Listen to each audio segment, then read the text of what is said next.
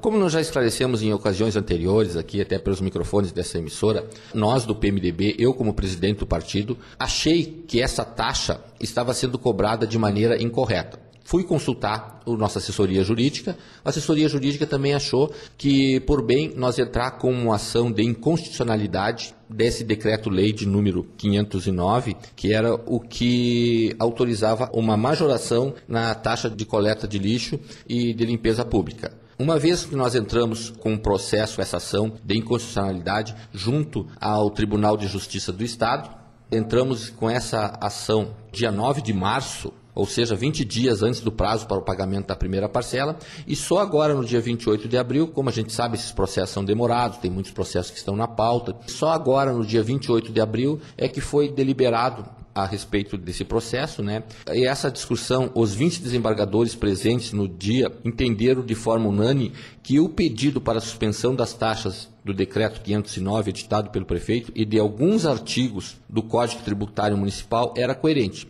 né? Para que a população não sofresse prejuízo com essa cobrança. Presidente, deveria acontecer um aumento de um ano para outro, mas chegou a casos de até 1000%, é isso? Com certeza, a gente é a favor, né? Pois uma correção monetária dos tributos e taxa é autorizada por lei. O que não se pode, digamos assim, é num país que no ano de 2009 nós tivemos uma inflação que girou em torno de 4,5%. Termos em nosso município um aumento que em alguns casos supera 400, 500 e até 1000% de aumento na taxa de recolhimento do lixo. Presidente, o que realmente ficou decidido então pelo Tribunal de Justiça para esclarecer mais a população? Primeiramente, vamos falar assim, o que foi que nós estávamos questionando. Nós entramos com um pedido de inconstitucionalidade da lei que cobra a taxa de coleta de lixo e também avaliando a taxa de limpeza urbana, que nós estávamos questionando a cobrança dessa taxa de limpeza urbana, que ao nosso ver, a limpeza urbana é de competência do poder público, de competência do executivo, que esse custo não deve ser repassado ao contribuinte, porque o que é a limpeza urbana? Primeiro eu vou esclarecer o que é a limpeza urbana. Limpeza urbana são essas pessoas que passam com carrinho, né, os funcionários que passam com carrinho ali varrendo, os gari que ficam varrendo a rua. Ele retira esses lixos que estão na via pública, né? Mas assim, não é o contribuinte, não é você que produz esse lixo. Então a gente achou por bem que estava sendo cobrada de maneira errônea, colocando esse tributo a cargo do contribuinte. E a outra que a gente questionou, como todo mundo já sabe, foi a majoração das taxas de coleta de lixo. E eu queria deixar claro também que no IPTU em si, nada a questionar, isso aí está certo, o contribuinte é devedor do IPTU, ele tem que pagar, né? O tribunal suspendeu a taxa de limpeza pública e a taxa de coleta de lixo, que são cobradas juntamente com o IPTU. Agora nós teremos que ver como é que vai ser feito para que seja realizado a cobrança do IPTU. Presidente, então essa decisão ela é definitiva ou não? Eu saliento que o tribunal nos concedeu uma liminar. Ela não é definitiva, o prefeito municipal irá tomar conhecimento de forma oficial, né? Terá que defender-se respeitando os princípios de ampla defesa, onde após os trâmites legal haverá uma decisão, confirmando ou não a decisão do dia 28.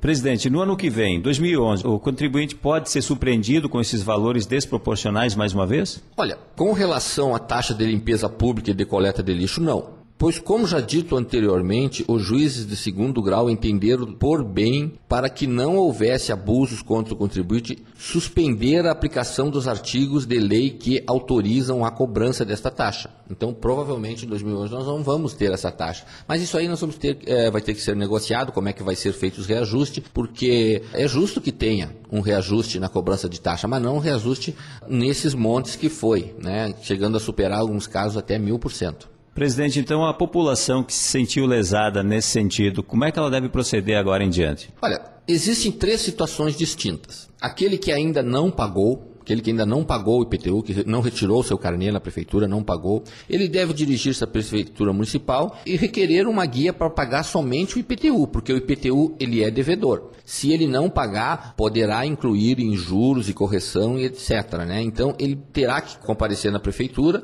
né, após a prefeitura ser notificado, o prefeito ser notificado, e requerer uma guia para que ele pague somente o IPTU e outras taxas, sem a taxa de coleta de lixo e sem a taxa de limpeza pública. Por essas estão sob júdice ainda, né? O segundo caso, para quem pagou uma ou duas parcelas.